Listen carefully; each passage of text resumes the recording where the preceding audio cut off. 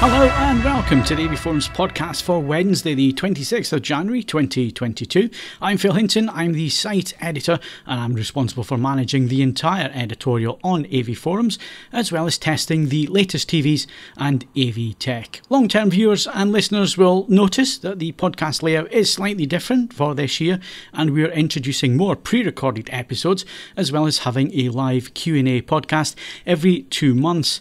The schedule of the new podcasts will be published and is available in the podcast forum at AV Forums. So going forward, the podcasts will be published on the 2nd and 4th Wednesdays of the month, with special one-off editions of the podcast also being published now and again. And hopefully these will be featuring interviews with manufacturers and other voices from the industry. So stay tuned for that. We also have a new lineup of guests on the podcast going forward this year. And it's at this juncture that we say thank you very much to Steve Withers, who is standing down from the podcast and reviews on AV Forums from this point onwards.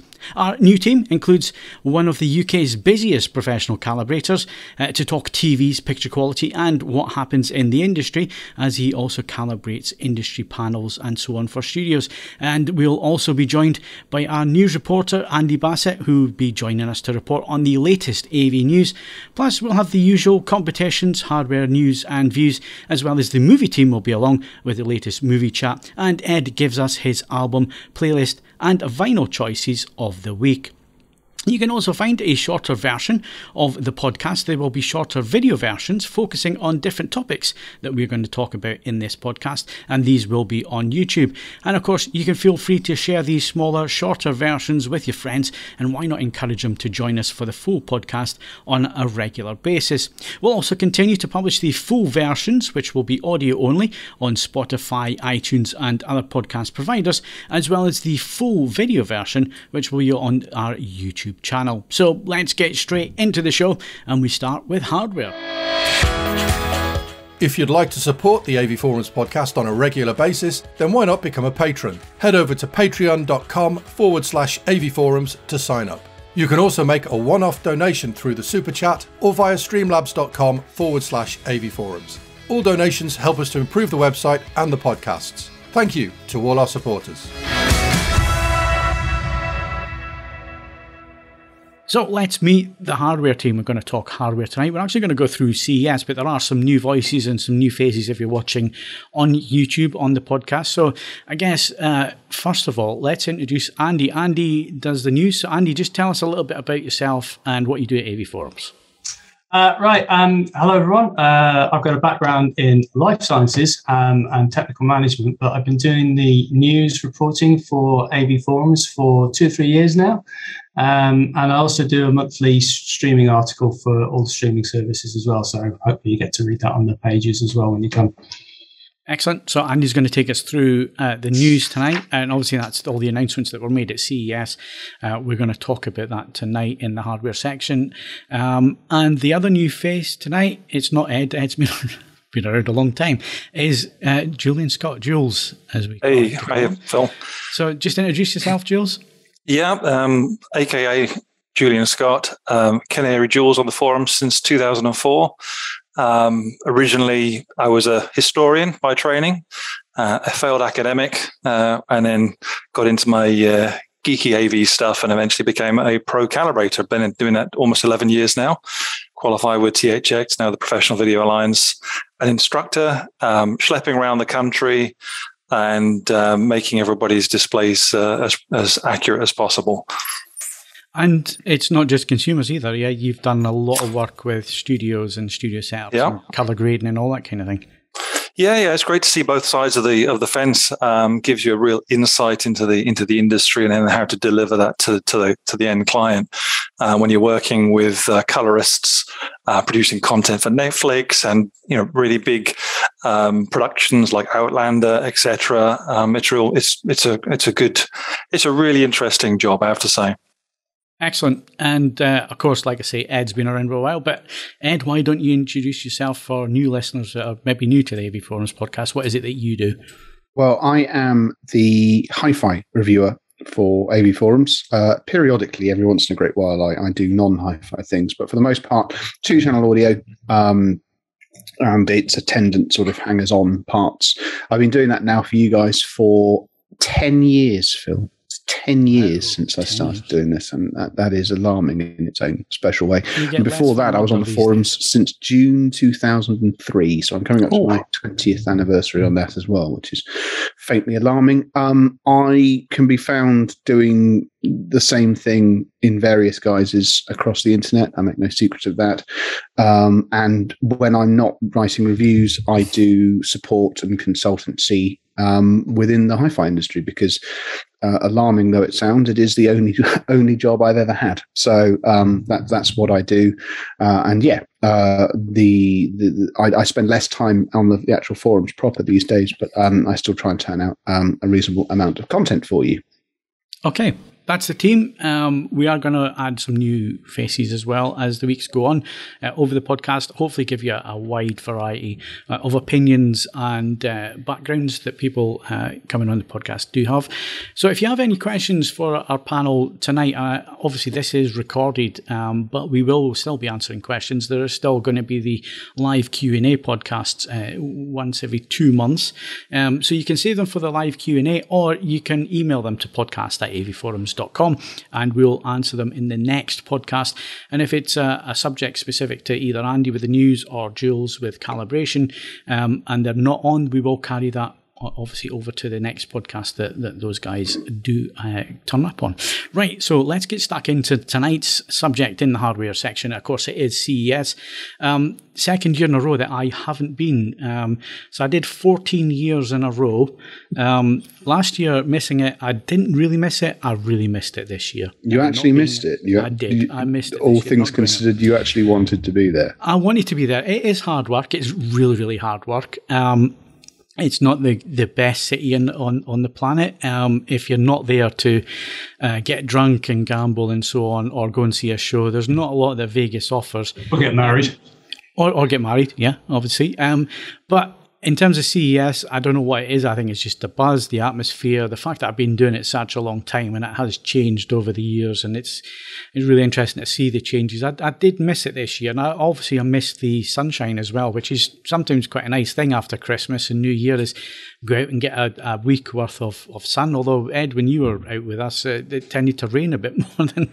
Well, I don't know why that might be, but yeah, I mean, I found the weather has been gloriously indifferent for many of the times that I've been out there. So yeah, you don't need to bring me. I've got to be honest.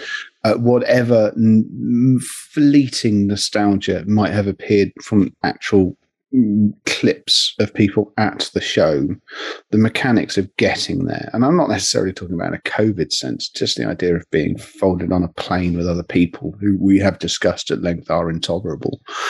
It's just not on my list of things to do anymore. I mean, well, if Munich lurches back into life, we'll I mean, that's only puts me on a plane for an hour or so, but no, I can see little scope for me to go back. I mean, we'll discuss the hi-fi section in a second. I mean, there certainly wasn't something to motivate me to be on a plane for that. So yeah, see how we go.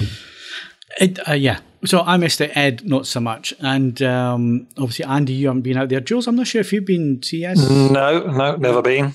Oh, okay. I think we all find ourselves, after a couple of years of COVID, craving for a bit of normality, don't we? And you might not have enjoyed it in previous years, but I don't know, there's something about it's normality, isn't it? Very little about Vegas is normal, which is like sort of caveat. But in that regard, I appreciate exactly what you're saying, and I find myself. It's obviously with things being what they are. It's not. I'm being able to scratch the particular itch of going to pubs and so on and so forth, and things like that. I mean, there's a very determined point of bringing back things like that. But I wasn't a desperately enormous fan of long-haul flights before the pandemic, and I'm still not now. So, yeah, well, we'll see. I mean, the interesting thing is that I hadn't ruled out at some stage going back to Rocky Mountain. Because that is a proper hi-fi show, but that didn't survive it, so that isn't coming back. So at the moment, my reasons to go back out there are decidedly limited. Yeah, that is a shame. Right, so let's talk about what was actually announced this year then. So let's go over to Andy. Andy, you did the news stories on the day. Yeah. What was the big story for you? I think the standout one, and probably for most TV enthusiasts, was the appearance of the QD OLED.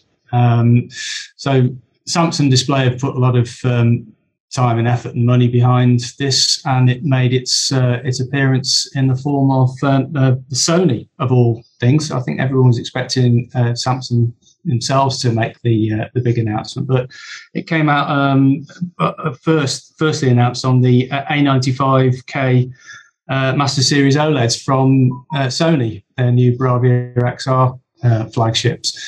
Samsung they didn't actually announce one, but they had one in the wings, which won a innovation award, and it kind of like snuck out information about it, snuck out via that channel. But I think that's probably interesting for a lot of people. It's kind of first newish display technology to arrive in a consumer format for people to look forward to, and open up the OLED field, I think. Yeah, I mean, we saw innovation last year with the Evo panel, the OLED Evo panel from LG, and that appeared in other manufacturers' panels for Panasonic and Sony as well, just under slightly different circumstances. Some had a little bit more engineering than others, but they all had the same birthplace, as it were.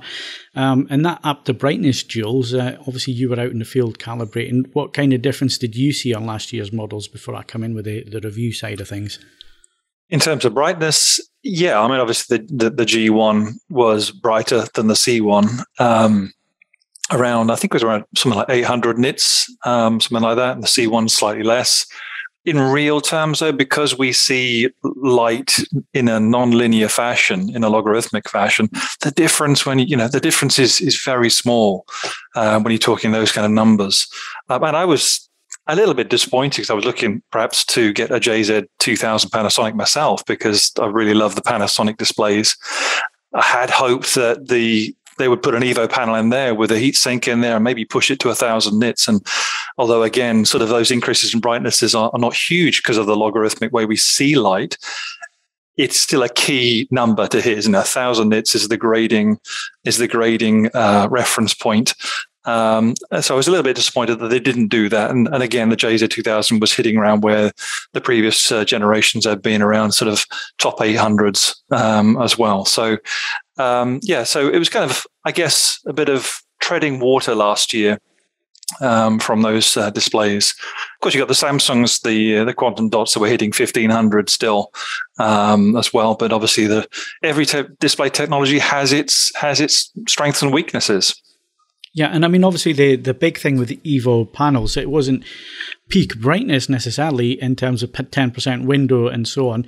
The other plus point was 100% white, where in the past year struggled to get 100 nits out of a panel.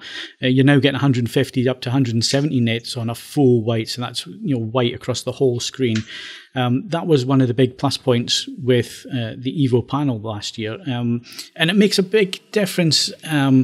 In that respect, the ABL, and when we're talking about ABL, the automatic brightness limiter, doesn't kick in as much. And that was always there to stop screen retention, or burning, as people call it, and stop that being an issue. And it certainly hasn't been an issue with these brighter panels. I've been looking on the forums, I've been looking at feedback. That doesn't seem to have happened last year. So moving forward, we're going to come on to the new panels for next year. But that was the big innovation last year, this big innovation with QD OLED. Where do you see it going, Jules? Is this something that you're really itching to see? Yeah, I mean, it sounds really exciting, doesn't it? It remains to be seen how it's pulled off and what actually it really does add. It sounds great on paper. To have that extra color vibrancy from the quantum dots, color added to it's like a hybrid, a breeding of the two animals, isn't it? And seeing what comes out of those.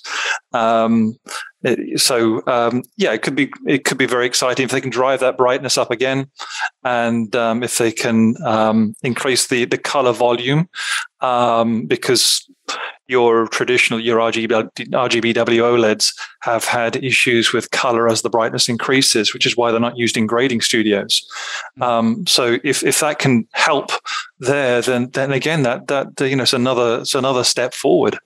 Yeah. So just to explain the point that you were making there, because of the white pixel, when you're actually talking about the red, green, and blue, color spectrum, when you start to push the brightness, it starts to whiten, because obviously that's why the white pixel's there. It's to boost the brightness, so you actually lose your color volume from the colors. Your colors start to become white. This is where QD OLED could really steal a march here. If it's anything like the Samsung LED implementation of QD technology in terms of the color volume, it's going to be interesting.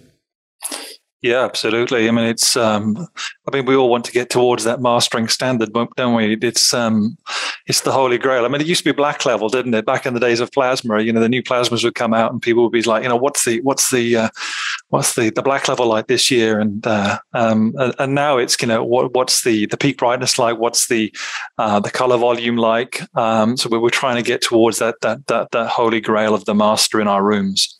Yep. Andy, what's the buzz on the forums after the story went out, QD OLED? Is there a general excitement on the forums?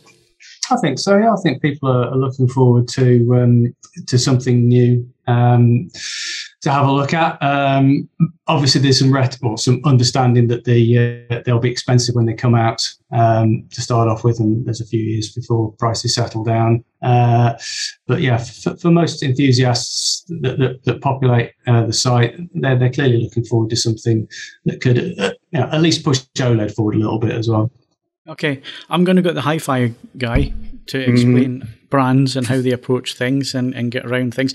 So Samsung for many years been very negative towards OLED. They had their own OLED out a few years ago, RGB OLED, and it didn't do particularly well. The technology, they weren't prepared to develop it. And then they obviously, a lot of their marketing campaigns have been, you don't get burn-in with LCD TVs and so on. Yeah, you're not going to have any issues with color volume and so on. Now they're turning their hand to OLED. So how do you feel they've gotten their story across without sounding like hypocrites, basically? Thus far, it's very early. It'll be interesting to see how TV spots and big billboard stuff handles it. I suspect there's going to be heavy sort of preponderance to the QD bit, and they'll probably be quiet about the other parts of it. They, at this point in the cycle, it's indicative talking to people who are not wrapped up in this whole thing.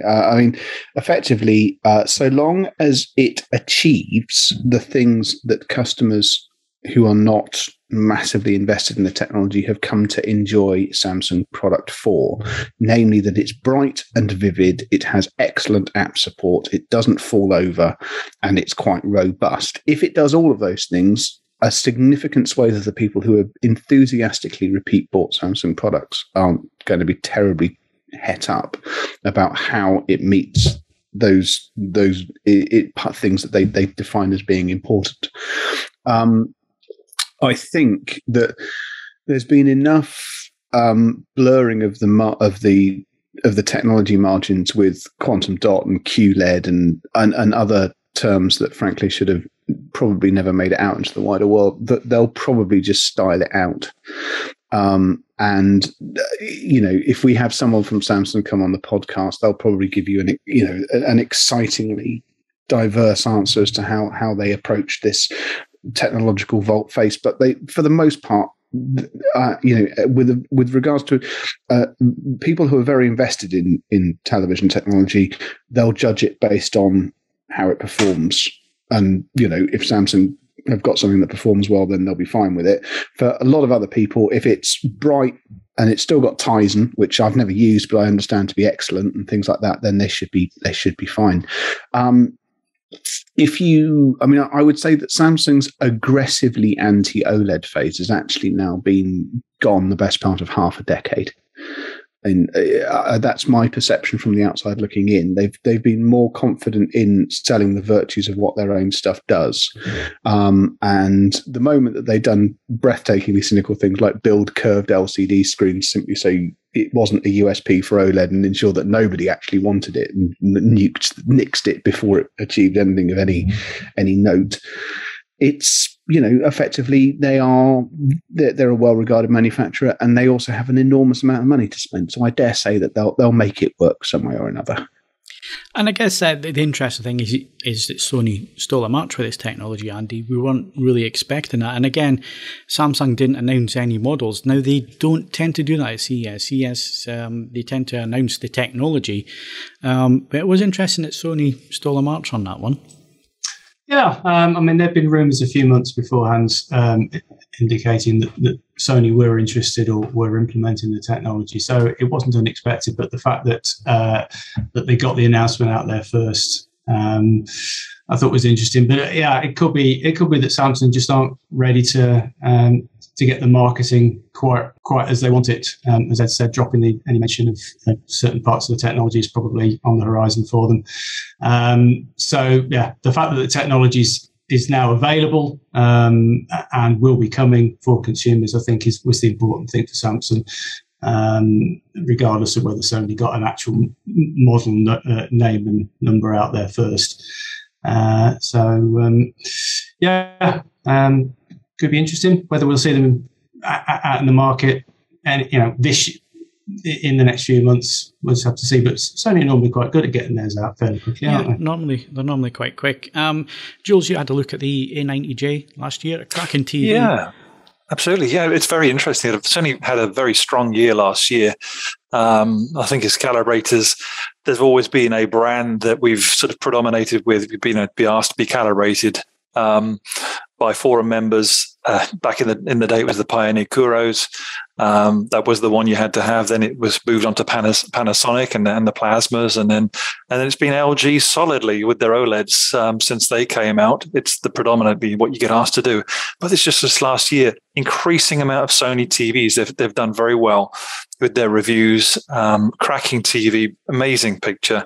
And also for me personally, I never liked the Android operating system. For me, it was always something that felt a bit out of place on a television. I mean, the Google operating system has definitely improved on that. It's less of a bugbear for me, although I still really like the LG WebOS. But Sony have had a really strong year, and if they can build on the A90J with this new one, the QD OLED, that sounds like a phenomenal television. Did we? Is there any feedback, chaps, on whether the acoustic panel has been morphed across to this new television?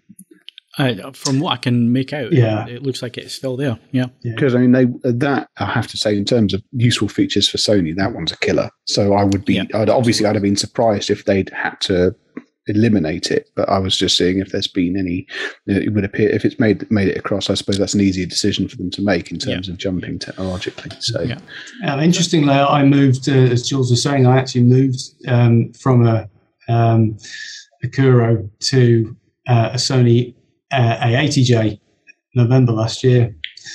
So that's quite an old Kuro there. Yeah, it was. It gave up the ghost at the end of last year.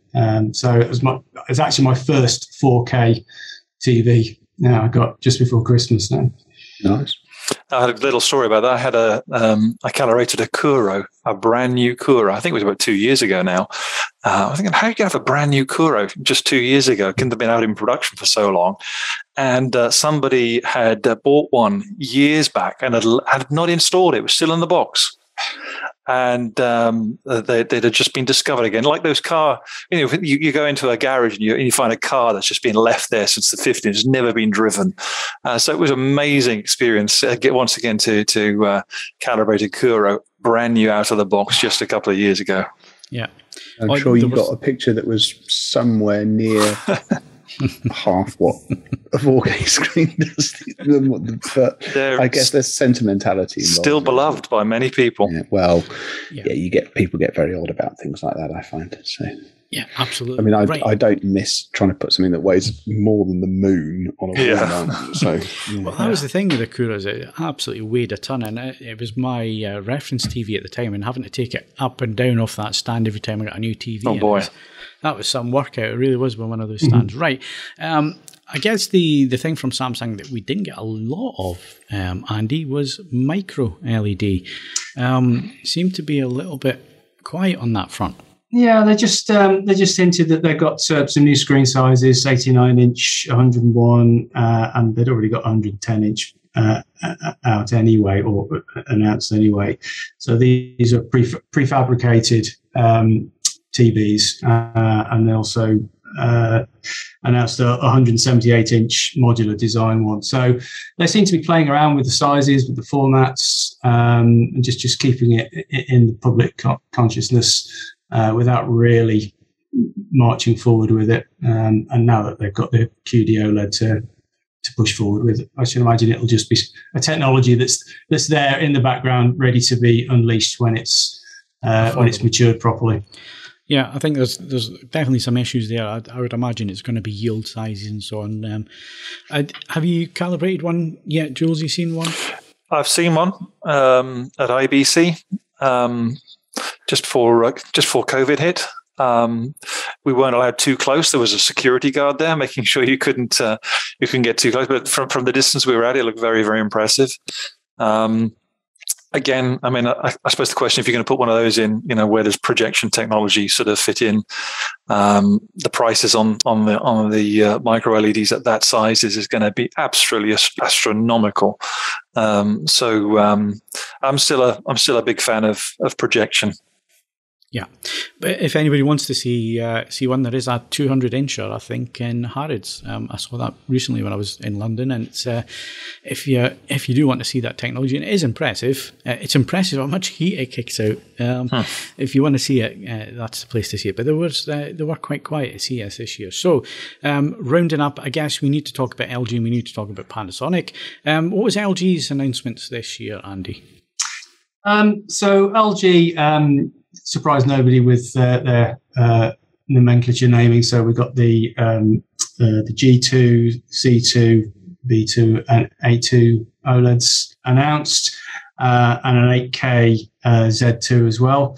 The G2s have got an updated Evo panel as well, which has got brightness boosting technology. Reportedly based around better heat dissipation and improved algorithms. But that does mean that the Evo panel from last year is appearing in the C2s now. And the new 42-inch sized OLED panel has been introduced as well. Again, widely anticipated. Sony have got one as well. So now the smaller desktop can be used on a desktop, but for smaller and smaller applications, there's now a 42-inch OLED panel readily available, and the other side of the spectrum, a 97-inch G2 as well. For those got the space and the wedge. Yeah, I guess we're finally heading towards getting rid of the projector and going with the TV, Jules. No. I don't know. There's something. Each tech has its own sort of qualities, doesn't it? I mean, I still am a massive fan of projection, and that it just feels for me. It stinks cinema. A projection screen, and a projector. And I've taken possession now of an NZ8 in my cinema, which is a phenomenal projector. JVC have really pushed it this year. It's great. But I don't know. I mean, at least with some projection screens, if you've got an electric one, you can get it out of the way. You can't hide a 97-inch television, can you? So if you can get past that past your significant other, then you're doing well. I think it would become your significant other then. If you invested in one of those. Yeah, maybe. And we'll come back and talk about the JVC probably in the next podcast. We'll save that one. So interesting what they're doing with the Evo panels, like you say, moving down the model. So the C2 now has last year's Evo. I understand that the G2, the processing is the main pusher here, Andy, for the extra brightness on top. There's not it's a new panel, but it seems to be more about the processing to get that brightness. I mean, they're using the Alpha 9 Generation 5 processor now, so presumably they've got some tweaks in terms of getting the best out of the panels that they can use there. Yeah, and LG Display also announced OLED EX, but reading between the lines, I think it's Evo. There's nothing actually new there. Did you hear this, Jules? Did you see any of the news coming through from LG Display? I have to say, no, I haven't. On their, just to digress, I think their 42-inch is going to do really well. I know, for gamers, that 42-inch screen is going to be, a better size for them. And I know even some grading studios are thinking of, a 42-inch LG G2 would sit nicely in their spaces as well. So I think that's going to do pretty well. And one of the things I always liked about the Panasonics, the GZ, the HZ, the JZ, was the heat sink and how it dealt with image retention. And it was always a wonder to me that you could put up 100% peak output on a 10% window, and there was absolutely no image retention on one of those Panasonics. But that image would be there for quite a little while on other brands and other models. Yeah. Right, so let's just wrap up then on Panasonic. Their announcement there, Andy? That was the LZ2000. So they made a jump from the JZ2000. I think because the KZ2000 had some other implication in one of the other territories, so they've made a marketing decision to leapfrog that. So the big news about that is that they've introduced a 77-inch panel size, which they're calling cinema size, which I think a lot of people have been waiting for. Yeah, there does seem to have been some enthusiasm for that size. I just hope these people actually go and buy one. We've been pushing Panasonic. It is a big business decision to go up to that screen size, and it's always why they've kind of hung back a little bit. Is was there a business case for that size of screen with a Panasonic? People have been asking for it. Hopefully, people go and buy it. The same as the JZ 1500 from last year. It got rid of the speakers. People said, I want the panel, but I don't want the speakers. Well, Panasonic did that last year. Hopefully, people have gone in and purchased them now that they've asked for it. So it's been a long time coming, 77 for Panasonic, so hopefully it does do well for them. I've got to say, of all the announcements at CES that I caught up with, Panasonic was a little bit disappointing. Not a hell of a lot different, but then I suppose another way of looking at it is, well, if it ain't broke, don't fix it. And one of the things that we keep saying on the podcast, Ed, is that if the product is good enough to do a second year or whatever, why? No, absolutely. In terms of not inducing horrendous depreciation in your items, there's very little that gets close to actually just making it for more than 25 minutes.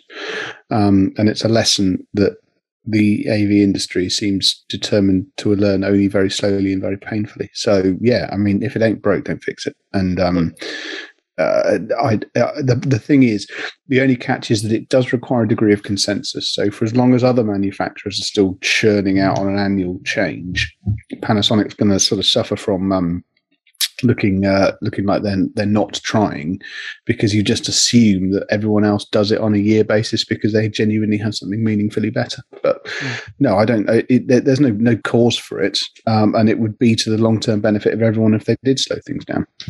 Yeah. But right.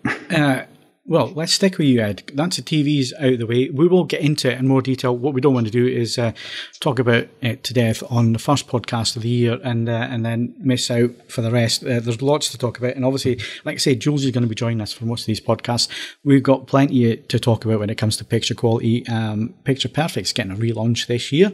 So we're going to be talking a lot about picture quality, about your TV picture and how to improve it and so on. So yeah, we're going to come back. And obviously when these TVs start to drip through for review, obviously we'll get into it a bit more. And like I say, Jules is a calibrator. He's out in the field. He gets a different perspective on how these TVs actually perform in people's homes and in the professional environment as well. So we'll have plenty to talk about going forward in the weeks ahead. But let's move over to Ed. Let's move over to audio side. It used to be a big show, CES, for hi-fi. Not so much these days. No. And ironically, the most newsworthy of things that happened from a company which has long not actually been at CES. They exhibit in parallel. Harman International were busy. It would appear that they've been sort of, if you like, gently choose my words carefully, they've been looking at the vast array of brands that they now own and seeing which ones have traction and which ones don't. And it would appear that one of the brands that people seem to still have a bit of reverence and a bit of enthusiasm for is Mark Levinson. So if you told me that they were going to release an absurdly expensive pair of wireless headphones, I'd have assumed that they might have gone with AKG, which they do already own, or one of the perhaps more traditional candidates. But no, it's Mark Levinson went and built themselves an extremely expensive pair of wireless headphones. For me, if we're going to be, I don't think it was necessarily a CES announcement, but it is extremely important. In the timing around CES, Cirrus Audio came out and said that they are also signing up to Blue OS. Now, on the front page of the site at the moment, or it might just have sidled off the bottom, but it's easy enough to find, I've done a review of the Roxanne Atessa streaming amplifier, which uses Blue OS. That was an announcement from some years ago that they joined. Now, that wasn't the most surprising thing going, because Roxanne had never built a streaming interface of their own. Monitor Audio wanted to boost the capability of the brand. It made perfect sense for them to buy a ready-made solution. So they went in with Blue OS, and the results are extremely good. Cirrus did actually go to the effort of, if not necessarily developing their own, certainly buying into and investing in a bespoke platform, which, let's be honest, it did have some significant issues, but they did develop a range of products that use their own streaming interface. They've now announced that they'll be going Blue OS. This starts to make a difference to how the market works, because if you've now got two relatively significant brands sharing an operating system, those companies' products will sit happily on the same operating interface, along with Bluesound and NAD products, and it starts to shift how people might start to build systems, because if you are a name customer, your name equipment will play very nicely with other name equipment. And if you are a Roon subscriber, then you can flick over and start using that instead. And you can integrate your name equipment with other Roon compatible items. But Roon is not an inconsequential expense in its own way. The more people that start to go over to Blue OS, it starts to create a significant momentum for just how all-encompassing that operating system becomes. And it's going to, it only takes one or two more, I was about to use the word defectors, that's wrong. It only takes a couple of other people to sign up, and the considerations for people who are now outside of that block of operating system becomes a markedly different calculation. So I'm really looking forward to seeing what Cirrus does with Blue OS, because actually the quality of their digital decoding has never been in doubt. And the premise of what they could do in terms of either building that interface into an actual one of their dinky amplifiers or as a standalone streamer, I think that could be potentially extremely interesting. So that, for me, because I love me a bit of politics and intrigue, that for me was actually the most important piece of news in hi-fi terms this month, because it's going to start. It means that there are three major British brands with their own operating system, and then a host of sort of minors, and then internationally, obviously, there are lots of other people. But if Blue OS claims another big join to the group, then you might start seeing that it starts to become self-fulfilling, and more people move over, because it just means that they can offer the customer the premise of buying their expensive single product and then going, oh, by the way, if you want something in the kitchen, you just go to this Bluesound company and buy a perfectly capable wireless speaker for lots less than we could make it for. So we'll see how that goes. It could be interesting. I'll be keeping an eye on that one. Okay. Anything else that we need to be aware of, Ed or Andy? I don't know. I wasn't paying that much attention. What else? There was a Bang & Olufsen software update, which updated the Beerlink software, which made it compatible with some of its more legacy products. it made a couple of people extremely excited on Twitter, but I don't know how much cut through that has to. I mean, obviously, Bang & Olufsen is like a sort of Land Rover company. A vast majority of the stuff they've made continues to work. So in their context, it's very important. But I don't know. They could do with actually releasing some new things as well. So see how it goes. Anything else, Andy? Denon have launched soundbar, DHT S517, Dolby Atmos compatible, 3.1.2 channels. That looked to get quite a bit of interest on the news story on the forums. That's about it, I think. Yeah. So, like I say, in terms of audio, CES certainly has started to suffer over the years. It used to be a big hi-fi. The Venetian used to be the place to go during CES week to see all the latest hi-fi, high-end, and so on. And it's kind of died a little bit off. Like you say, there's that other show now, the one in the Rockies. Is it Denver? Well, no, that's gone. That's dead. Oh, that's gone, is it? But Munich is the category killer for that. Right.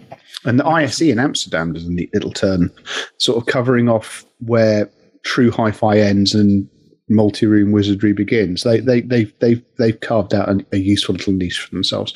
Basically, if it's just audio technology, there's greater focus available at those two shows, and you don't have to wade through 800 drone demonstrations to get to any hi-fi. So I mean, it becomes self-fulfilling.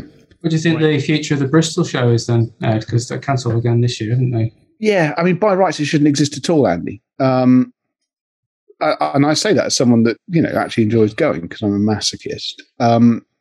But yeah, it's statistically the fact that it continued to exist against all the odds, and also be a release show where new product would appear.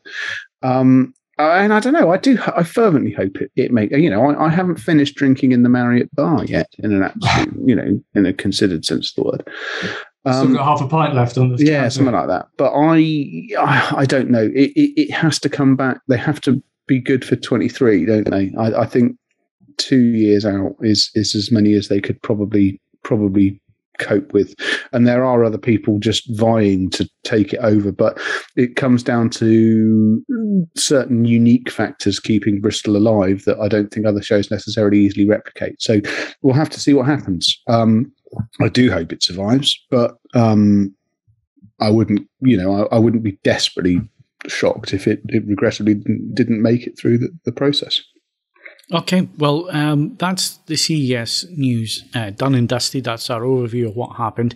Again, don't get caught up in hype. I tend to say this every year when it comes to CES because the hype starts.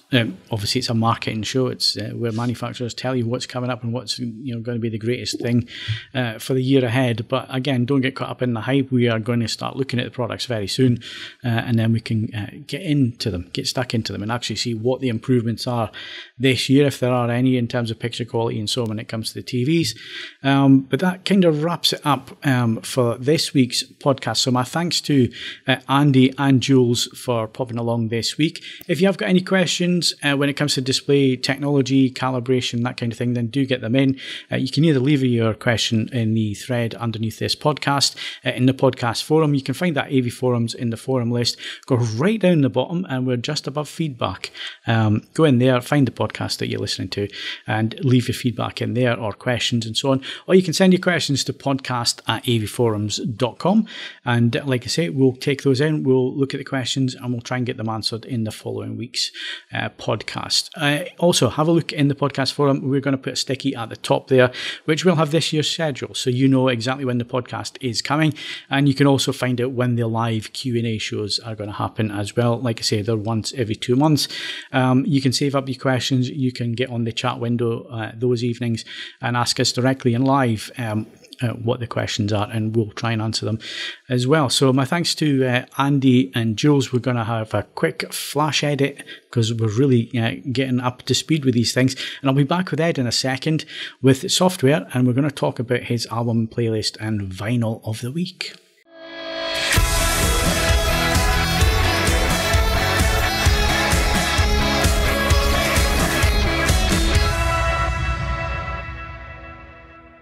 Right, so welcome back to the software section of the podcast, and as always, we're going to kick off with Ed and his album playlist and vinyl for the weekend.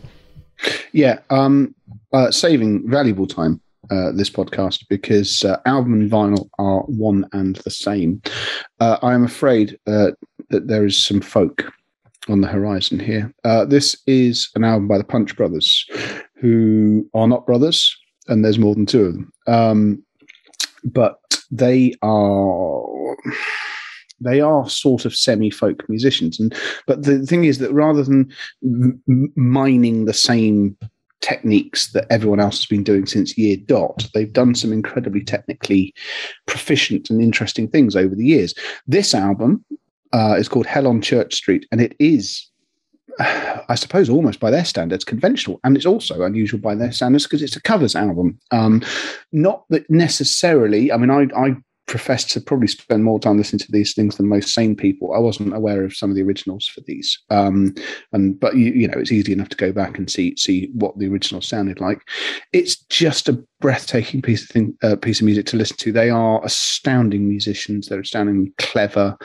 And there's an imagination and just an ability with this sort of content that very few other artists can get anywhere near, and it's worth the price of admission alone for the last track. They do a cover. And there's no way of saying this without sounding tragically sad, but they do a cover of the 1976 Gordon Lightfoot classic, The Wreck of the Edmund Fitzgerald, which commemorates the 1975 sinking of a Great Lakes freighter with the entire crew on board. He read a magazine article and turned it into a really lovely song. They cover it in a way which does justice both to what the Punch Brothers do and to what Gordon Lightfoot did with his original. It is simply one of the best 5 minutes of music that I've listened to in an extremely long time. So even if you ignore the rest of the album because it's just a bit twee, have a listen to that because it's absolutely outstanding. I've listed this as the vinyl as well. Mine copy hasn't actually turned up yet. But Punch Brothers haven't put out a bad vinyl release in the entire time that they have been releasing music. And the lead singer before that was in a band called Nickel Creek. And their vinyl releases, as well as being spectacularly rare and sought after, are also reference quality pressing. So I have absolutely no doubt in my mind that this will be a fantastic piece of vinyl as well. So that kills two birds with one stone. If you're all finding this sort of, you know, guitars and violins a bit wholesome, playlist of the month is on Qobuz. It is the collected works of a Norwegian performer called Aurora, her full name Aurora Asknes, and she's an electronic musician of some repute and some quality. She is tremendously talented and she's churned out and she's incredibly productive. There's another album out this week. It is very good, but Qobuz has put all of her work, her sort of potted hits together in one single, relatively accessible playlist.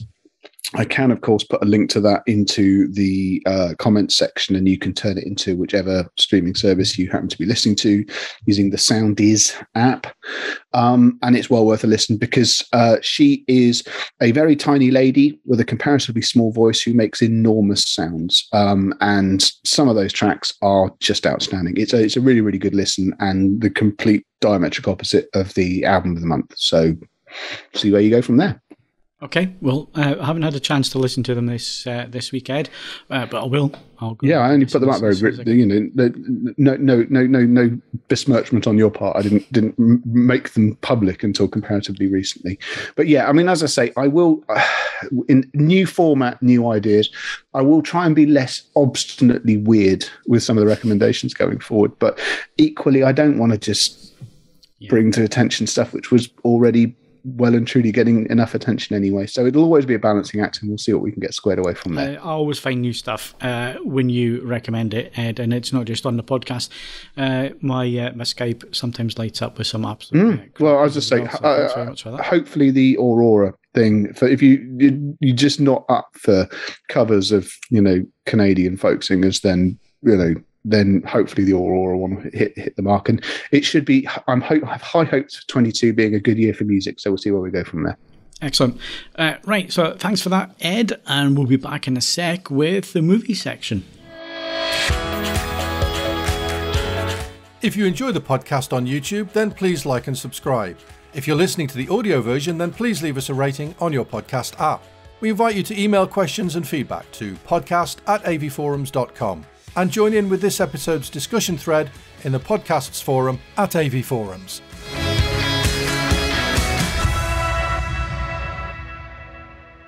Right, it's time for the movie section, and the movies team have now joined me on the podcast this week. So, as we're starting the new year, as we're starting a new format, let's introduce the movies team. So, Kaz, introduce yourself. Sure, I'm Kaz Harlow. I'm the movies coordinator. So I like to think that my job involves figuring out what we're going to cover and picking the releases and allocating stock and getting the competitions in and all that jazz. I also review a stupid amount of really bad Bruce Willis movies. Yeah, Kaz doesn't sleep either. I don't. It's not a requisite for the job. In fact, I think it's the opposite. I think it's the opposite. You don't sleep in order to succeed in your mission. So, but yeah, there's always something new coming to streaming, is my motto. Okay, so welcome to the podcast, Kaz. Kaz is a long-standing. If you're a long-standing listener, you will recognise the voice. Tom, tell us about yourself. Hello, I'm Tom Davis, and I do writing for AV Forums. I tend to review films and movies, and sometimes I contribute a little article here and there as well. I get told what to do by Kaz, which is always a pleasure. Yeah, and it's mainly cinema and streaming movies that you cover, Tom, yeah? For sure. Yeah. And let's move on to the newest member of the team. Mark, tell us all about yourself. Yes, I am the newbie. I'm Mark Costello. I've been part of the reviewing team since July last year. Like Tom, I go where Kazmeister General sends us, venturing forth into all manner of cinematic treats and turds, it has to be said. I focus mainly on discs and cinema reviews. Excellent. Right, so last time we saw the team, if you are a regular, was Christmas, just before Christmas. So, guys, what's happened between Christmas and New Year? Any interesting movies pop up streaming-wise or on disc that we need to know about? Well, I managed to get Dune on 4K early, which was absolutely tremendous. And I think it's landed as my favourite film of last year. I did see it at the cinema, but I've watched it since on 4K twice. It came out on 4K in Europe ahead of the imminent UK release. I'm still waiting for the UK release like a true patriot. Shouldn't, because the Italian steelbook is just a thing of beauty. Molto bene. Exactly. Exactly. Sorry, I've just alienated half of Europe there. Yeah.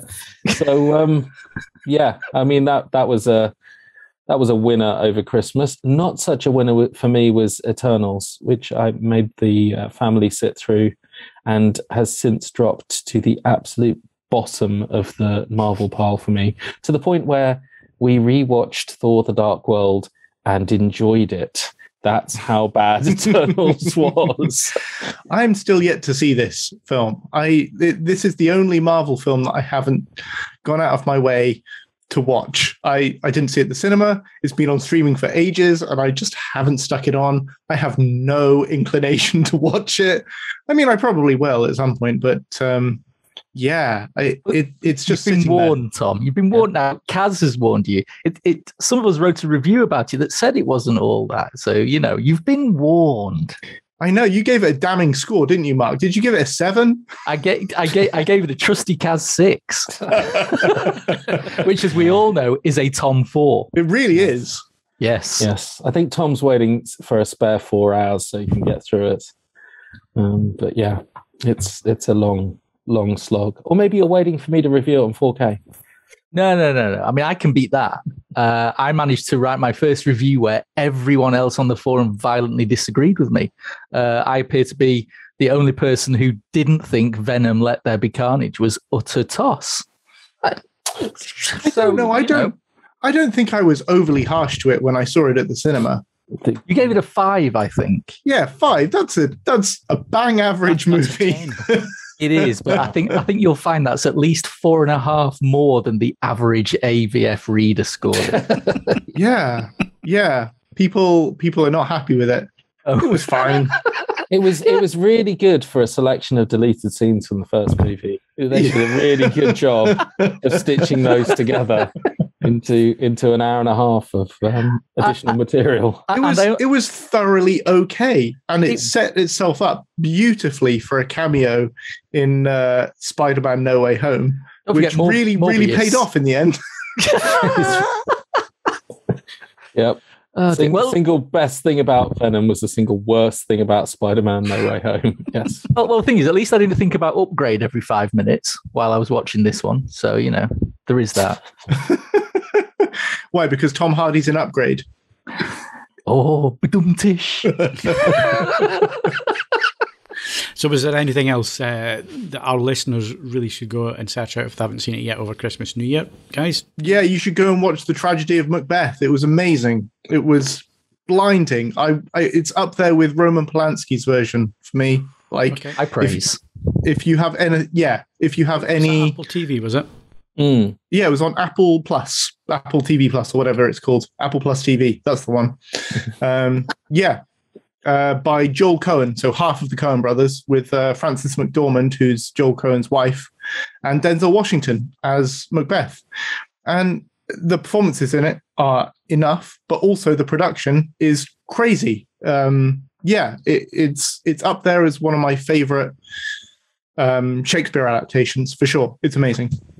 Okay, excellent. So let's move on to 2022. We've got some articles up on the site. Actually, there's the main article. It's the top 20 most anticipated movies. Everybody's taken part in this, although Kaz, you put it together, but everybody has had their say. That's everybody in the movies team, not everybody on the planet. So you've had your input, guys. What is it that you're looking forward to this year? Go on, Kaz. You know you want to say it. I can't. It's been moved to next year. Oh.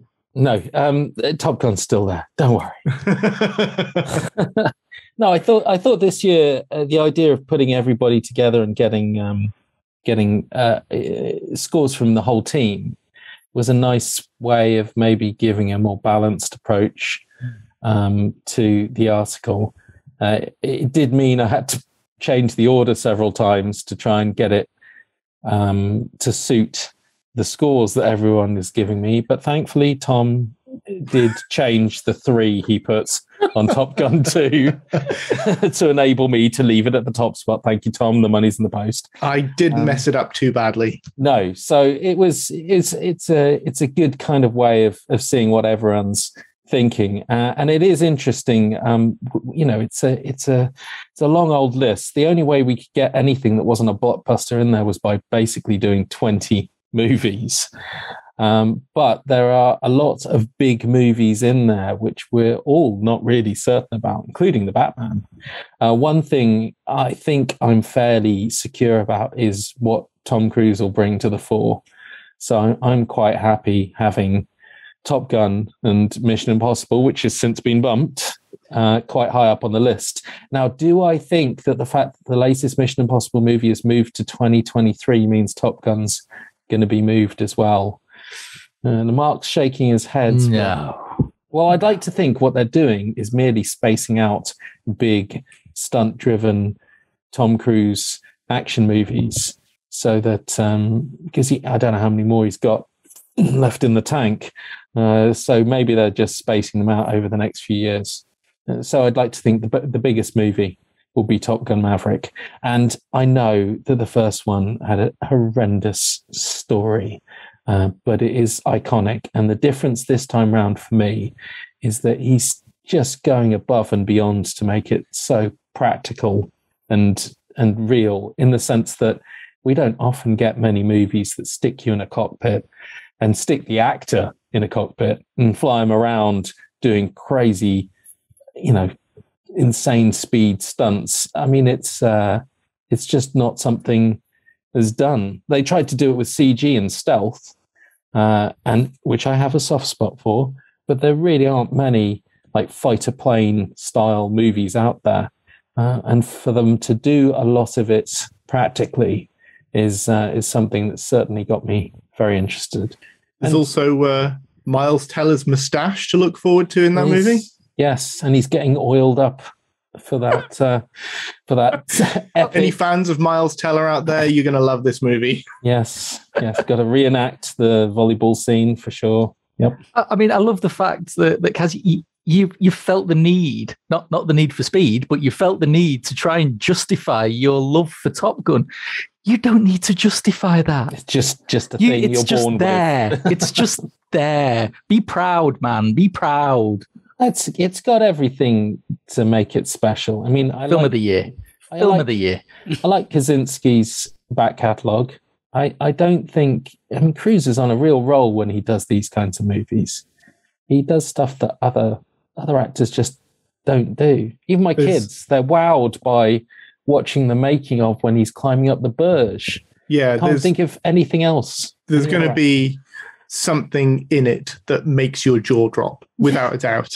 There's something that they're holding back, which is going to be spectacular. Yeah. So could be Val Kilmer, quite frankly. That would be pretty spectacular. There was the Val documentary that we could watch over Christmas. I didn't actually get around to it because I wanted to have a happy Christmas. Excellent. I know, I'm sure it was. It was utterly tragic at the same time. But anyway, that's what I'm looking forward to. I'm looking forward to loads of Tom Cruise stuff. Well, 50% less now. And a bunch of Marvel things. It's hard not to put them at the top. But Tom has also piqued my interest in The Northman through his insistence that it had to go in the top 5. I don't know that I insisted that specifically, but I did. I am very, very much looking forward to a new Robert Eggers movie. I don't think he's made a single film that he's not made that many films, but of the films that he's made, there isn't one that I don't think that's like one of the films of the year for me. The Lighthouse, 2019, was at the end of 2019. The one with the mermaids. Yeah, was just astonishingly good and a bit of a flawed masterpiece, if you ask me. And I'd probably say the same about The Witch. So whatever he chooses to do, he can do. Like I'm on board for a Viking saga for sure. Yeah, Vikings are a bit hit and miss, though, aren't they? Though, Tom, come on, are they? Well, I need to say the words. Is it Pathfinder? That film from a few years ago, which disappeared without a trace. Outlander. Outlander's good. Well, granted, you had aliens and Vikings there, yeah, so you know. Outlander's a good movie, Mark. You've shot yourself in the foot there. It's no stealth, Tom. It's no stealth. I mean, to be honest, this one had me at Bjork. So, yeah. What else? Yeah. What was your biggest hitter, Mark, that you really felt like ought to be high up on the list? Well, I mean, I'm going to go for Jordan Peele's Nope. Now, only because there's very little nostalgia in that one, Mark. I have to warn you. Yes, that's fine. That's fine. I'm over nostalgia. Nostalgia was so 21, Tom. It was so 21. No, but what I love about Nope is we know nothing. Nothing. We know not a sausage about this film. There's nothing on IMDb. There's nothing about plot or anything other than that crazy poster with a cloud. And we know that it's got Daniel Kaluuya and Stephen Ewan and, interestingly, Terry Notary. You know, the guy who did all the mocap for a lot of the Planet of the Apes films alongside Andy Serkis. So does that mean we're going to have some form of crazy creature in a Jordan Peele film? I'm putting my money on Aliens. There's like a kite flowing in the cloud or something, isn't there? You can't see the end of it, but you can see the tail, and also certain sequences filmed with IMAX.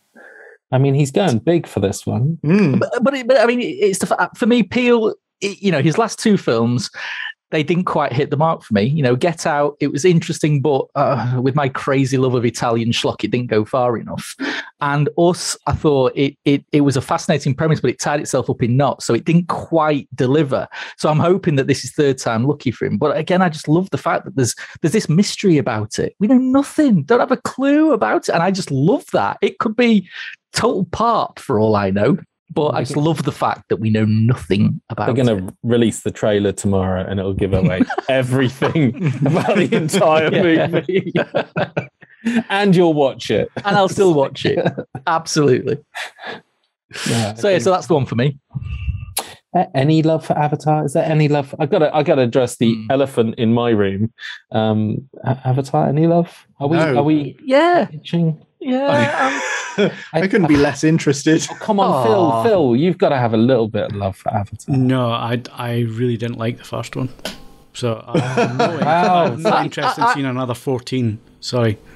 That's no interest. So I'm with you, Cass. I got into so much grief over not including Avatar in this list. It's 13 years. I'd have given them anything earlier than 3 years ago. So within 10 years of the first Avatar movie, I would have included it. But 13 years, what am I waiting for? Yeah. But what is this movie that's gonna? But it's Cameron. You know what's going to happen? He's going to just wait till we're all bored, and then he'll just casually release a trailer, and our jaws will drop. It's what he does. I'm sure it'll be good. I've just got no anticipation. I've got there's nothing left in the tank after 13 years. So you're absolutely right. I'll go and see it. It'll be very impressive, particularly visually. But I'm not sitting here going, if it was pushed back another 10 years, I wouldn't care. It would mean zero to me because it's just been too long and he's talked about it for that entire time. It's not like there was never going to be a sequel and then he suddenly announced there's a sequel coming out this year that he's been working on for 13 years. Every year he's been talking about his sequel and how he can't even, he can release The Abyss in 4K. Yes. Oh, that's happening. Yes, it is actually some good Cameron news. It is happening. Yes. We are getting The Abyss in 4K finally. No. Are we though? I mean, it's rumors. Are we though? It's rumors. Yeah. But yes, we are. Come on, we've got to, really. I mean, the thing for me with Avatar is that the original, there was a hook, which was 3D. That was the big thing. And he moved the technology on. There's no denying that.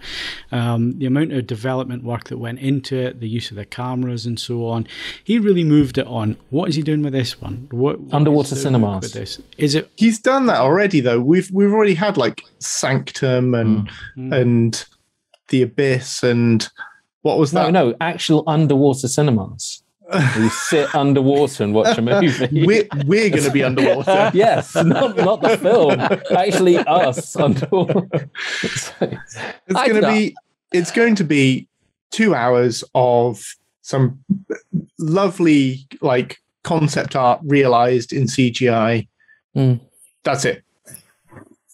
No, I think it's going to be awesome. But I suppose, like Kaz, if it was delayed a year, But man, having said that, I've been going to the IMAX for the last 2 years, being told I can see Top Gun in 2020. Yes. So yes, just saying. At least they haven't talked about that since the first film. That has. There it haven't has been been delayed, but there haven't been people talking. But has there ever been any fan drop off quicker than Avatar? If you think about how nuts people were for Avatar when it first came out, the number of people who were cosplaying the Na'vi and the number of people who are like very online pretending that they were living on Pandora, and that lasted like maybe a week, maybe a month, I don't know, but like and then there was just total drop off after that. No, Tom, you need to remember when Avatar was released on 3D Blu-ray, but only if you bought a Panasonic player. Yeah. Oh yeah. Then we all went nuts again. Yeah. I think a certain type of person went nuts. I think maybe our key demographic went nuts, and maybe I'm not our key demographic. I think. I mean, it'll certainly be a spectacle, but yeah, if it got bumped, I wouldn't be bummed out like I was when I heard about Mission Impossible. Really It really wouldn't. It wouldn't bother me. So anyway, that article is on the website. Go have a read, see what the guys think, and then vehemently disagree with them in the comments and call them all sorts. We've had a lot of that already. Lots of disagreement. I have no doubt. That's the case. No Avatar? What? So we are recording this on a Monday. It's going out on Wednesday. That's when you're listening, hopefully, after that. So a Sundance Festival, it finished today. I haven't any idea about it. This has just appeared on the running order. So I will admit my ignorance over the festival this year. I've paid no attention whatsoever, but the guys are going to talk about it. So Tom, why are we talking about it? Well, it tends to be a pretty good benchmark of what's going to be interesting later in the year. Something that is unlikely to be a big tentpole blockbuster, but will have some kind of hook. It tends to be stuff that is more indie or auteur-driven, and often you'll get a Sundance darling that then goes on to make it big and garner further awards down the road. So this is quite a good initial indication of what's going to be interesting later in the year. So we've I think the three of us have been following it here and there. None of us have attended. It's been a virtual attendance this year, same as last year. So it's been more accessible than ever. But none of us have attended, unfortunately. But we have been following it, and there have been a few movies that have caught our eye as we've been looking at the coverage. And I think we've all chosen one or two that we're going to look forward to this year. A couple that have really caught my eye. The first is Cha Cha Real Smooth by a director called Cooper Raiff, whose first movie is called Freshman Year, although that's not its original title. Its original title is Shithouse.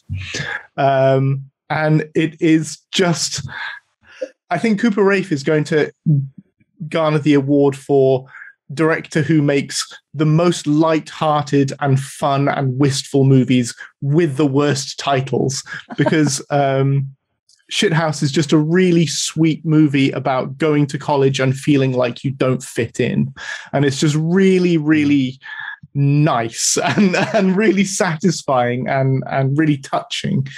And Cha Cha Real Smooth looks to be in a similar vein, but for those post-college years. You graduate and you don't know what you want to do with your life.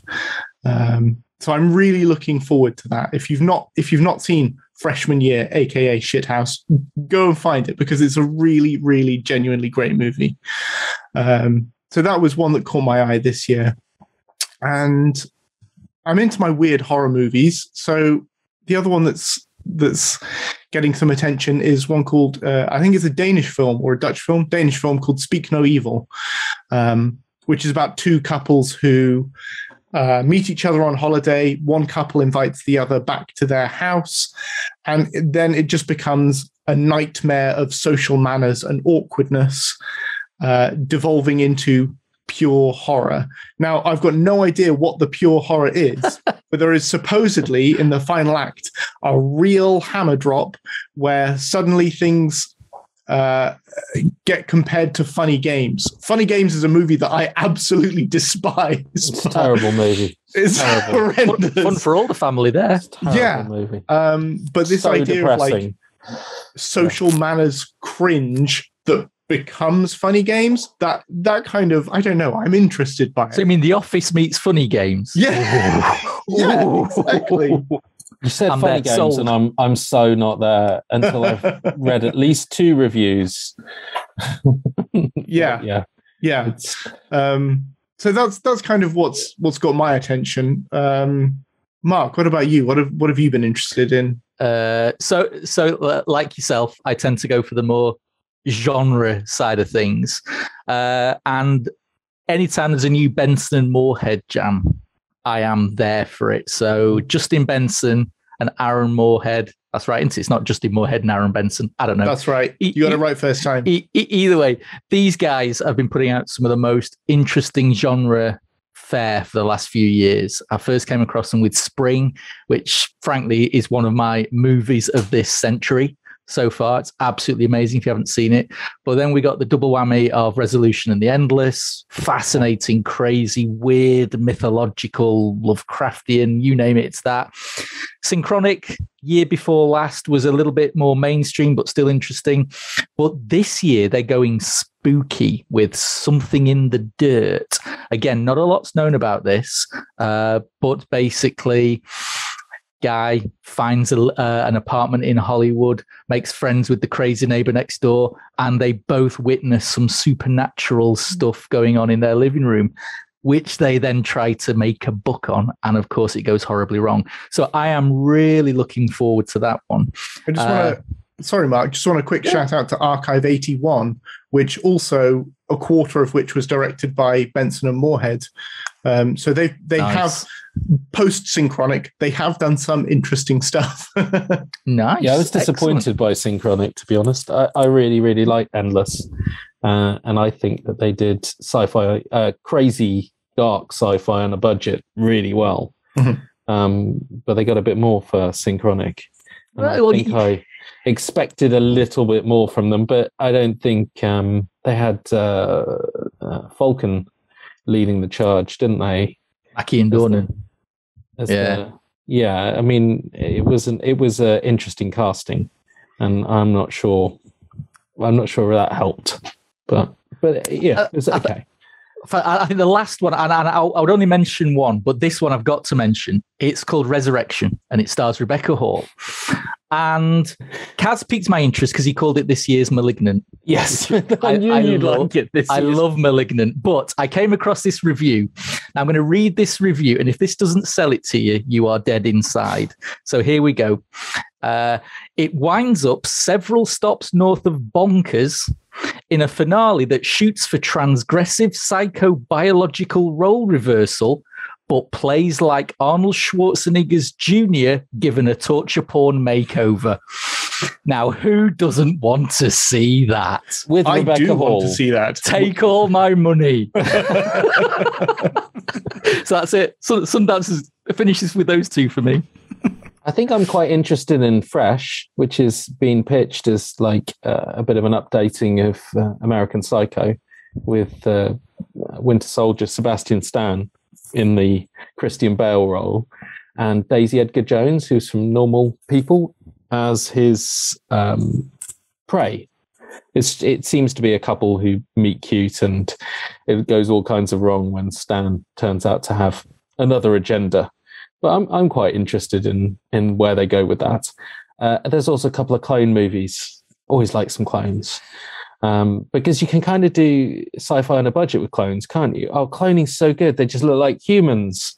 So we haven't needed any technology whatsoever to make this a sci-fi movie. We only need one actor. Yeah, we just got another actor. We just need Van Damme, and there's another Van Damme. But yeah, After Yang and Duel have both got me interested. After Yang, I think it's going to drive me nuts. Colin Farrell, I think, and they have his father has a daughter who they want a sister for her, so they buy a clone, Yang, and the clone for whatever reason goes wrong. And it's not an evil, it gets dark, it just can't be fixed. And so I think the movie's trying to deal with what it means to have that kind of loss in a family when a clone sister has become so integral to it. And Duel, can't remember what that's about. 2 clones. Hopefully one of them's Van Damme. Hopefully both of them are Van Damme. I'm looking forward to that. So Hopefully one of them's Tamura Morrison. Okay, so that's Sundance. If you're interested, keep your eyes peeled for those films, and I'm sure we will have some reviews of them once the guys can get to see them. So let's move on to disc news, 4K and Blu-ray. What is coming up? What are we looking forward to, especially when it comes to 4K releases? We've had some cracking catalogue title releases over the last 12 months. How's this year looking? Well, Mark's already shot down my anticipation for The Abyss, but I'm gonna keep it out there. I'm personally looking forward to Second Sight doing Drive and Dog Soldiers, because I Drive's a top 5 movie for me. And Dog Soldiers, I think, has been talked about for 4K for forever. And I think they've also got The Hitcher. For some reason, my brain's telling me that they've also got The Hitcher. But there was an issue with the Dog Soldiers negative, I believe, yes, where they were casting around for a copy of it, and then they got it and towards the end of last year, huh? Yeah, and then pulled it off. Yeah. So, but Second Sight's on an absolute roll after The Guest, and after Babadook. I mean, and is it Dawn of the Dead? They did Dawn of the Dead. And they got Martin coming up as well from Romero. That's a biggie. Wow, have they? Yeah, that's a biggie. That is. So I'm looking forward to all their ridiculously expensive 50K, 50 50K, yeah, £50 4K box sets with stupid packaging that doesn't fit on my wall. I'm up for it. A box with a book in, please. Yes, I want Drive to include a replica of his jacket, but a miniature one, so it can't actually be worn and is utterly pointless, but justifies having a really big box. So you can. I want a nice headshot of Ryan Gosling, like I got a nice headshot of Dan Stevens. Oh yeah, in that. Yeah. That can go up on my wall or under my pillow, whichever. But we got Godfather coming out. Tell us about the Godfather, Mark, because I think there's a really expensive box set that's really worth it, you seem to think. Yes. So this was announced, interestingly enough, when I went to see Nightmare Alley at the cinema. It's also getting a cinema re-release, the first film, in HDR at the cinema. Apparently. There you go. But yeah, so this is coming on the 22nd of March. Big news. It's coming out in 2 sets, a standard edition and a Tastic edition. And of course, everyone was all a little bit concerned because when the first specs came out, it was Godfather 3 was the coda. It was the coda. And everyone was going, where's my Godfather 3? Where is it, Francis? And then eventually, I think it's now been announced that both editions are getting actually getting 3 versions of Godfather 3 in 4K, I think. Really? Theatrical edition, the 91 edition, which I don't know what the difference is. And then we've got Coda as well, which I have to admit, I wasn't a big fan of Coda. I much prefer the theatrical edition. Right, I quite like Coda. They cut everything with the robot out, didn't they? Nice. But no, I mean, I think the prices have got everyone a flutter. I think the standard edition is $90 in the States. I don't think we've had any pricing out over here. But the Tastic edition, which from all I can see are the same discs, but Tom, you'll love this. Hold on to your hat.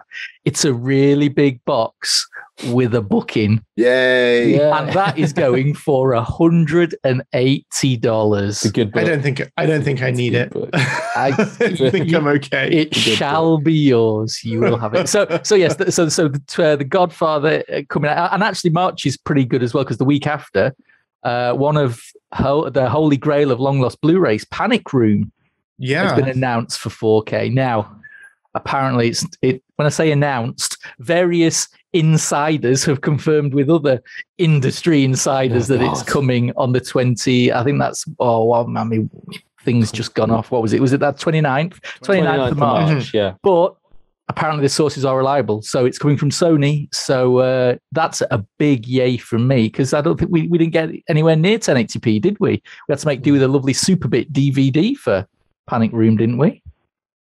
I'm gonna say yes. I've not owned it on DVD since DVD, so it'll be a step up for me either way. So yeah, so March getting expensive, and April is gonna start looking expensive for me. I think there have been some tentative announcements. Some confirmed announcements in that Kino Lorber are releasing In the Heat of the Night at the end of April. Including other Sidney Poitier movies on there. Oh, not movies, but, features on there. Yeah. And that is something that I'm very much looking forward to. Call Me Mr. Tibbs is going to be on there as one of the special features as well. Very, very exciting. I'm really looking forward to that.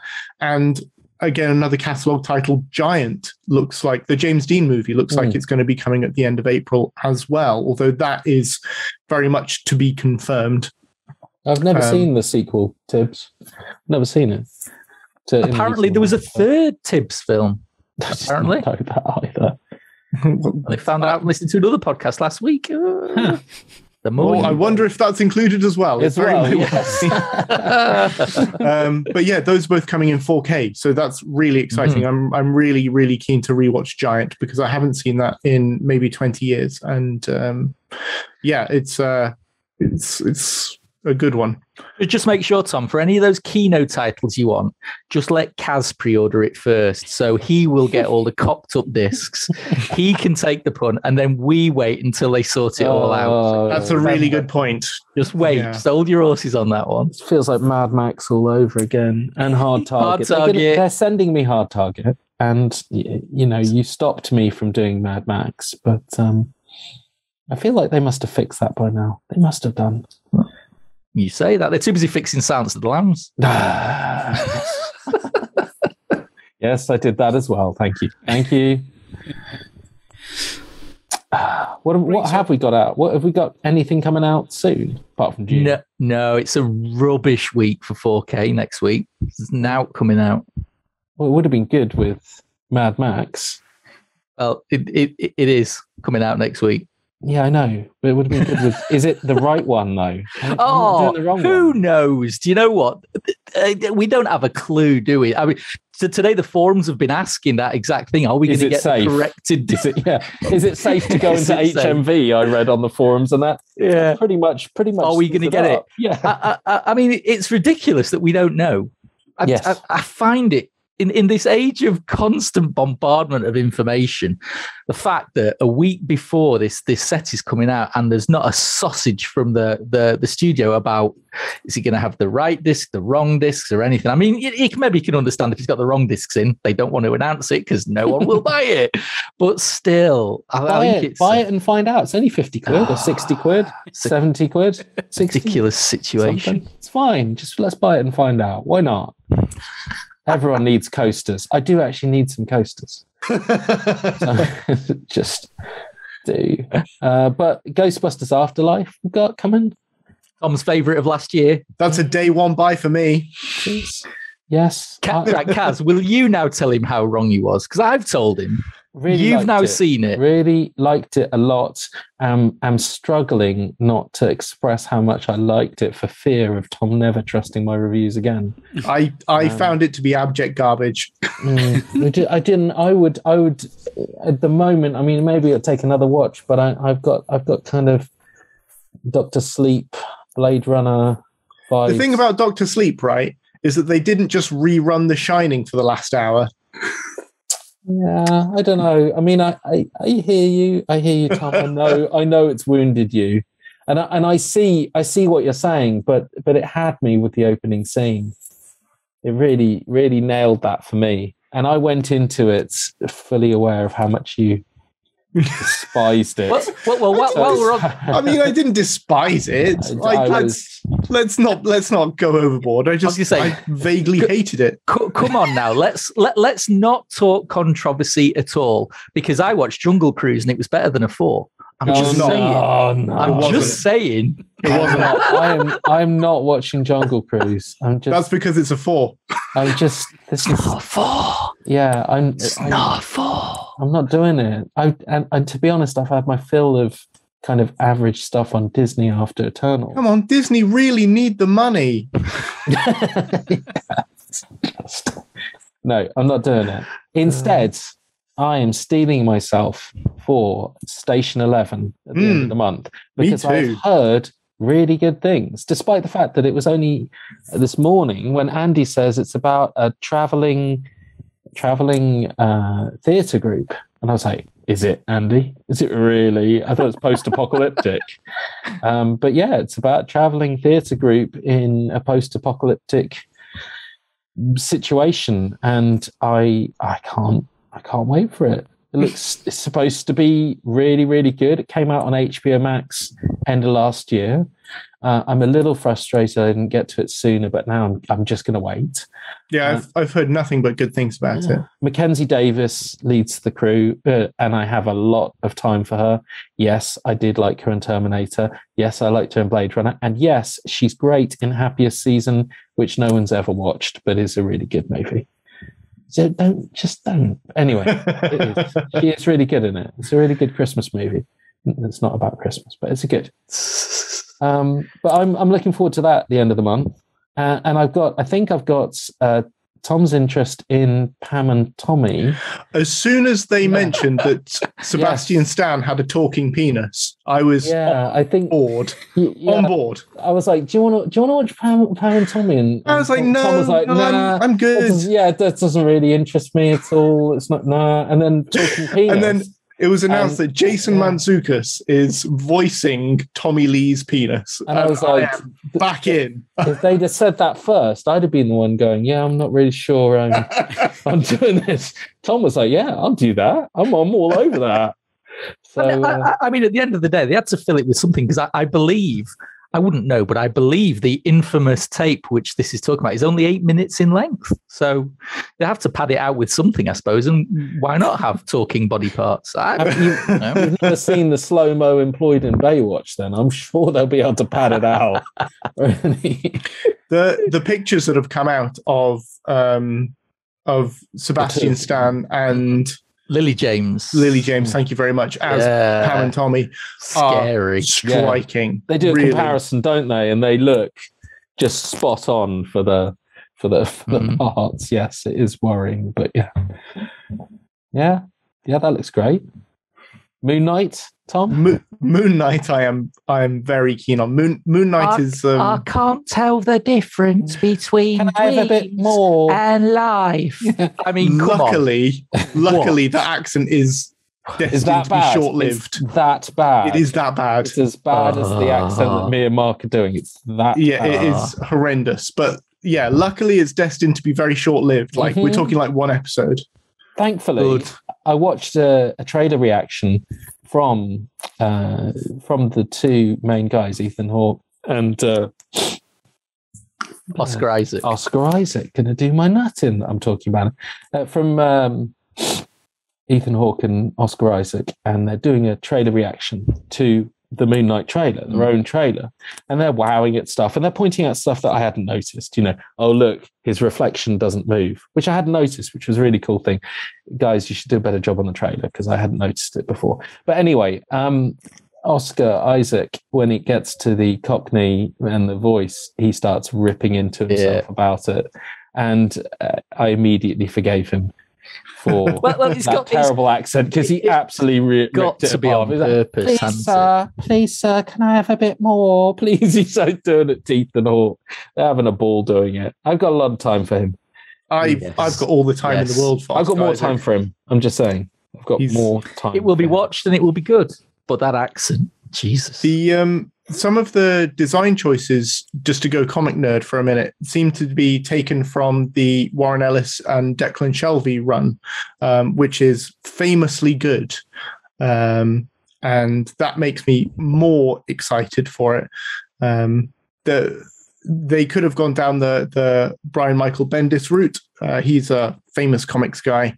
But his run on Moon Knight is famously hit and miss. But if they're going down the Warren Ellis route, it's likely to be more interesting, focusing more on the schizophrenic aspects of Moon Knight, which is what makes him an interesting character in the first place.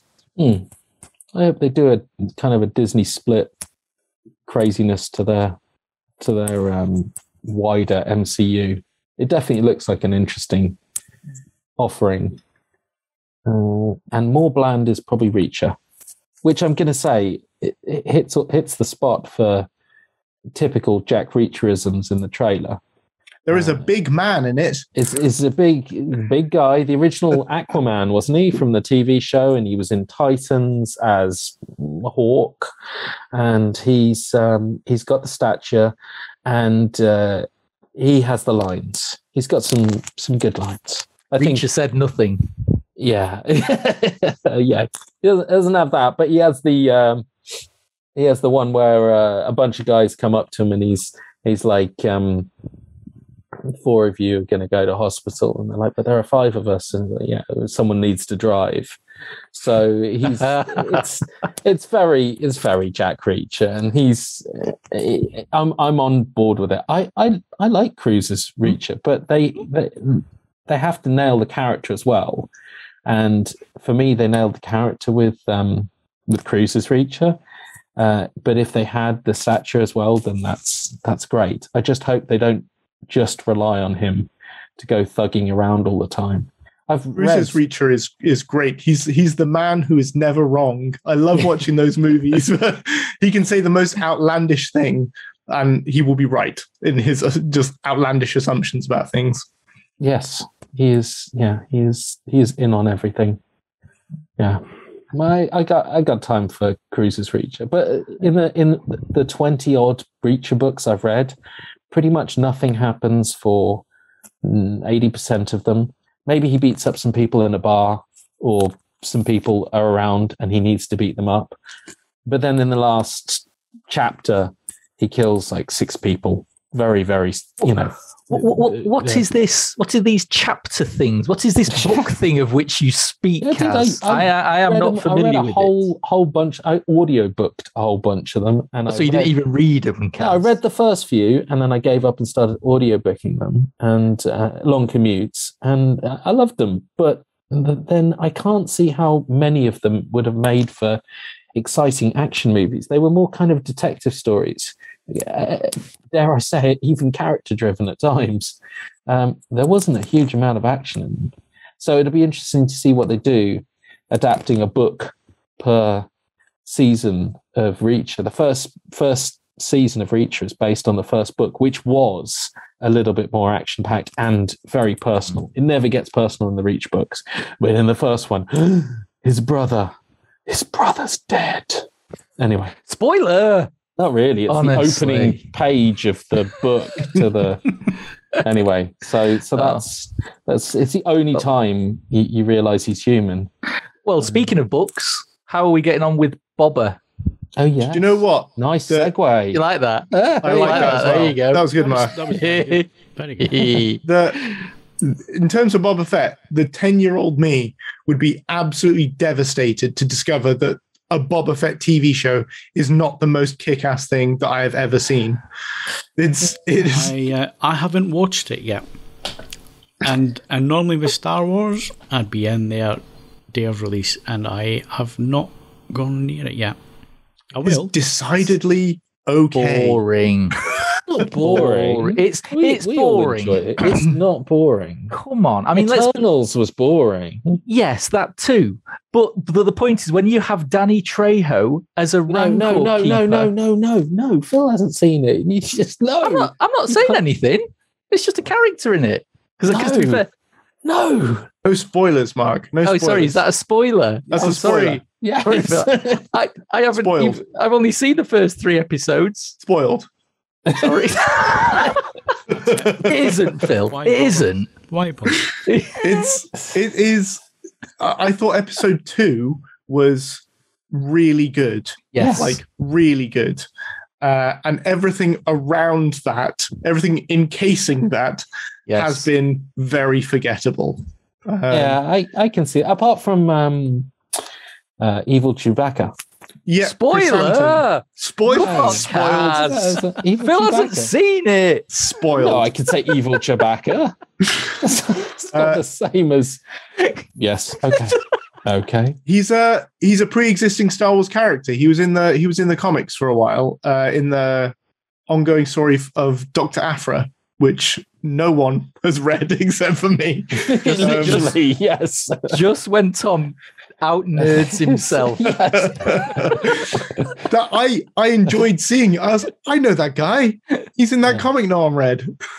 Yes. I mean, I agree. Has got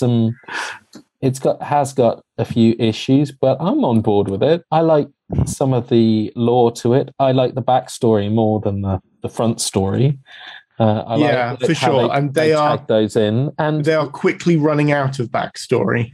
Yes, but for anybody who is up to date, I like what they've done with the musical score at the end of the last episode.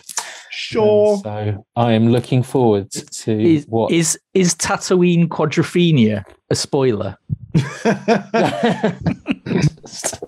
They're not that sort of mods. Yeah, I mean, I get that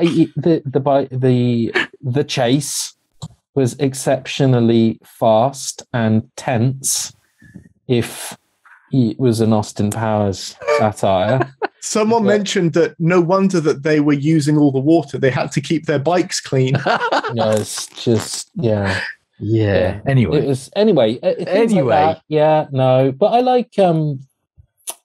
like Ming-Na. I think she kicks a whole lot of everything. And I do like some of the little additions they bring in to tie it together. I think they're going to have to close it out with a very, very strong finish. Because I would agree that the second episode was the only standout episode. How many episodes is it? 6, isn't it? Is I it think 6? It's 6. Yeah. I think it's hour or hour? They're closer to an hour. Well, they vary very greatly, like all Disney Plus shows. That, like The Mandalorian, some of the episodes are closer to half an hour, and some of the episodes are closer to an hour. So it just depends. I don't know. There hasn't been a one that's hit that weird 33-minute mark that The Mandalorian hit, which made everyone cry about. Well, the credits are 33 minutes, so But I do. Yeah, I've got time for it. I think they'll tie it all together. I like seeing some of the things that happen, including Mark's spoiler. I think no, not a spoiler. But yes, it has got me looking forward to more Mandalorian though. Okay, and it has reminded me of just how much they got right with Mandalorian. I absolutely adore Mandalorian. I thought it was superb. And you would think something like The Child, you would think, oh, that's over the top. And if George Lucas had done that, it'd been, trying to get the kids and sell merchandise. It actually worked really, really well. Phil's got a little baby Yoda Funko Pop on his desk. It's going to be interesting to see which way, after the last episode of the last season, is interesting to see how they're going to take this and what direction it's actually going to go in. Anyway, to wrap up this first of our new format podcast, what have we been watching? Nightmare Alley for Mark. Lots of all the Alley. Nightmare Alleys, both of them. But no, I've rediscovered some little Antipodean show on Netflix called Glitch. I don't know if you've ever come across this. It's a small little backwater town in sort of rural Australia, and 5 people just crawl out of their graves, been dead a number of years. And they're perfectly fine and start roaming about the place. And it's what's going on, what gives. It's very Antipodean, but it's also very short. So I'm a big fan. 6 episodes in a season. So yeah, it was interesting, but yeah, there's 2 more seasons to go, which I'll probably stick with just to find out what the hell it's all about. Because of course they don't answer anything at the end of season 1. But yeah, that was interesting. Check that out. Unusual for me. I actually watched an entire season as it came out on the day it was released. Actually, 2 days. Afterlife season 3, because I hadn't seen season 1 and season 2, so the week before I binged them because it's only half-hour episodes, 6 episodes. I absolutely adored that. Season 1, season 2, absolutely brilliant. Season 3, should have left it at season 2. Really, yeah. The last episode, absolutely superb. It was brilliantly done and a nice wrap up.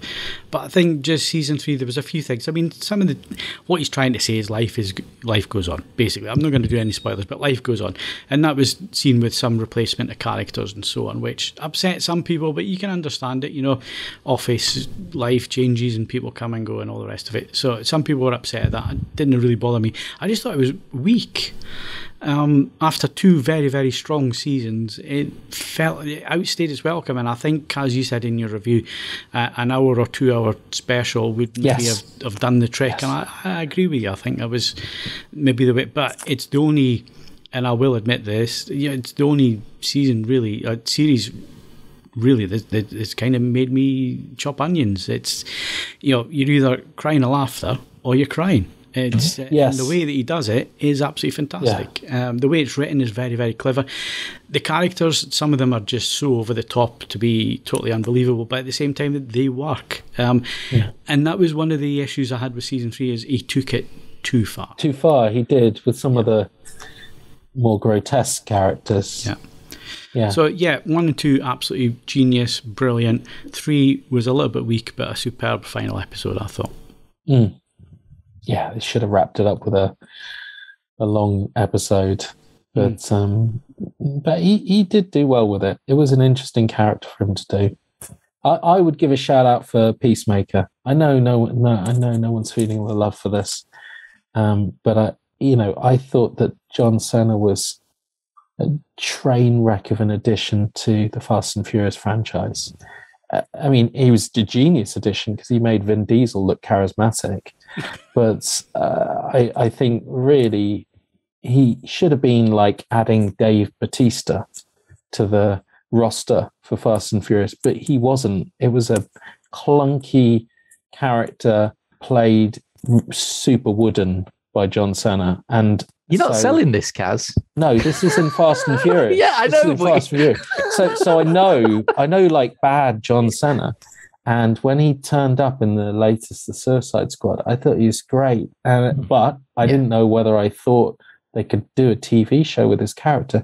He's just fantastic. His comic timing is spectacular, and he's just unabashed about some of the stuff he will do. He will do an entire dance. I mean, the music is spectacular. It's James Gunn, so his soundtrack's tremendous. But John Cena will pop a record on in his tighty whities and do an entire dance while singing into the girl he's just been with. Vibrator, like it's a microphone, and he will do that unabashedly for the screen before a massive and surprisingly bloody action scene suddenly takes place. It's James Gunn at his absolute disarming best. Sounds like a typical Friday down Stockport, that does. I think it's tremendous, and I really didn't think they could have pulled it off. And I'm not sure why. I heard they were doing a Peacemaker TV show, and I was like, well, I enjoyed the new Suicide Squad, but it's not didn't make me think we need another 7 Suicide Squads, let alone a spin-off TV show. But it's spot on. It's the best thing that no one's ever going to see over here, because I'm guessing they're fighting over who gets to play it. Otherwise, it would have landed on Sky already. But if you can get to see it, or as soon as it's available, you should give it a shot. And the opening credits sequence is a dance, and it's really good, really good. They just do it 80s-tastic dance. The cast, they just dance onto the stage. It's brilliant TV show. Yes, that's me. Tom, you got anything to add?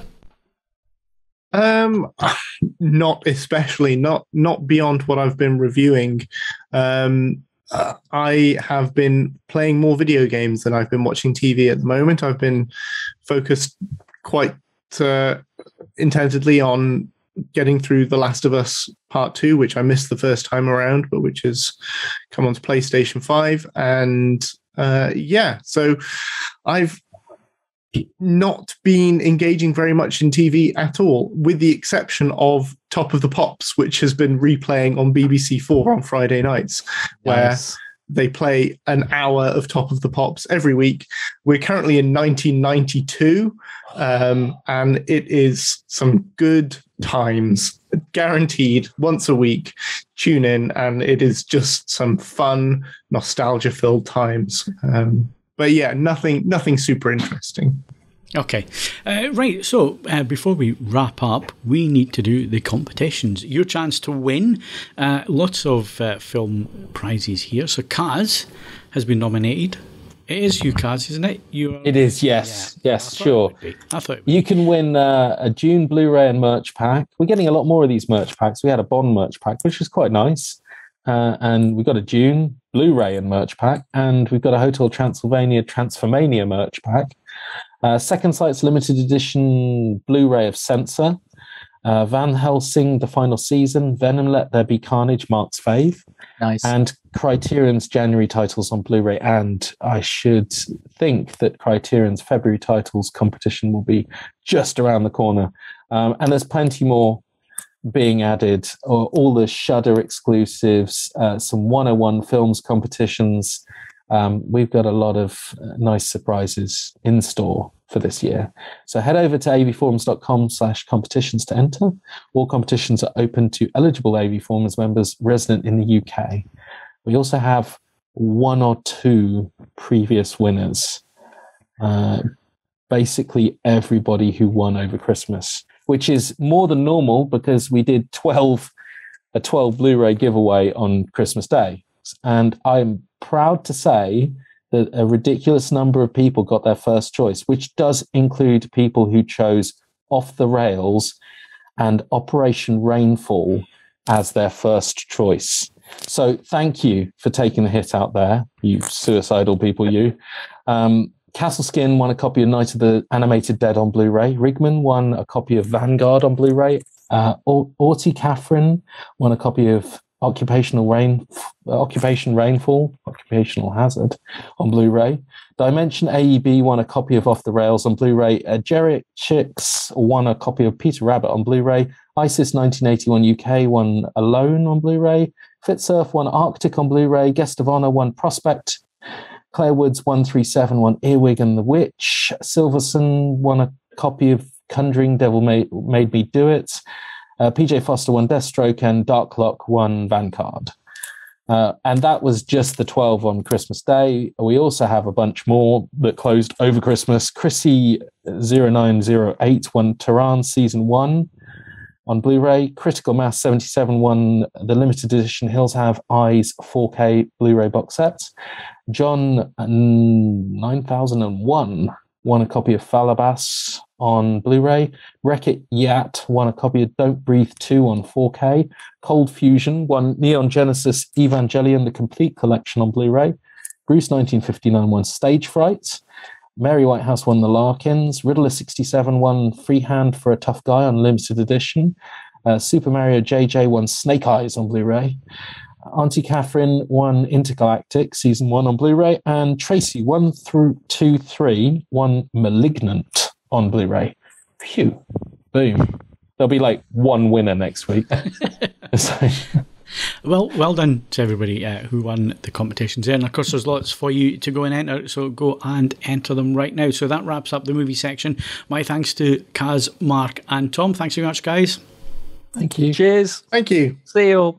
That's it for the AV Forums podcast this week. My thanks to Andy Bassett, Julian Scott, Ed Selly, Tom Davis, Mark Costello, and of course, Kaz Harlow. If you enjoyed the podcast, then please give it a like and subscribe to the channel. Plus, you can hit the notification bell and be told every time we publish new live streams, product videos, and so on. You can also follow us on Twitter and Facebook. You can bookmark avforums.com for latest reviews, news, and videos. And of course, you can leave us a 5-star rating on whichever service you use to listen to the podcast, if they allow it. I'm Phil Hinton. Thank you very much for watching and listening, and you can join us again for our next podcast in 2 weeks.